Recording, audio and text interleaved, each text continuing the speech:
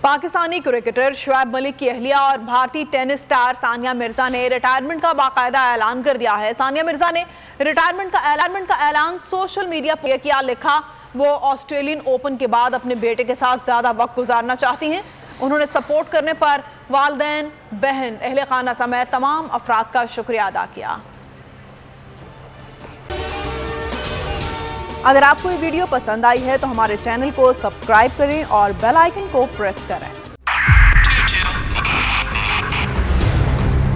2022 بہت سارے تحفے بھی دیکھے گیا پاکستان کی عوام کو۔ پاکستان کی عوام کو ایک تحفہ یہ دیا کہ عوام کو پتہ چل گیا کہ پاکستان کا میڈیا کیا ہے۔